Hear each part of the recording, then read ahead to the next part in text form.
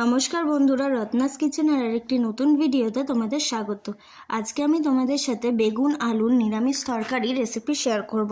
প্রথমে বেগুন, আলু আর একটা বড় সাইজের টমেটো কেটে নিলাম, আর শিলে আদা, রসুন আর কাঁচা লঙ্কাটা বেটে নিলাম।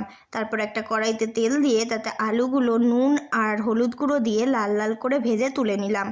তারপর ওই কড়াইতে আগে থেকে কেটে রাখা বেগুনগুলি নুন আর হলুদ গুঁড়ো দিয়ে লাল লাল করে ভেজে নিলাম।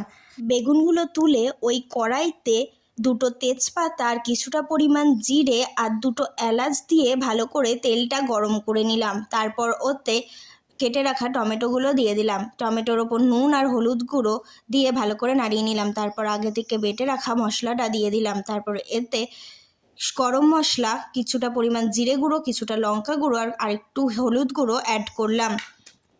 তারপর এতে পরিমাণ মতো ধনে গুঁড়ো দিয়ে জল দিয়ে ভালো করে মশলাটা কষিয়ে নিলাম। তারপর ভেজে রাখা আলুগুলো মশলার মধ্যে দিয়ে আবার ভালো করে কিছুক্ষণ কষিয়ে নিলাম। তারপর কিছুক্ষণ ঢাকা দিয়ে রাখলাম। ঢাকনা তুলে আগে থেকে ভেজে রাখা বেগুনগুলো দিয়ে আরও কিছুটা পরিমাণ জল দিয়ে দিলাম। এরপর ওপর থেকে চিনি আর ঘি ছড়িয়ে দিলেই আমাদের নিরামিষ বেগুন আলুর তরকারি একদম তৈরি। আপনারাও এটা বাড়িতে বানিয়ে খাবেন এবং আমাকে কমেন্ট করে জানাবেন। আর ভিডিওটা ভালো লাগলে লাইক, কমেন্ট, শেয়ার আর চ্যানেলটিকে সাবস্ক্রাইব করে দেবেন।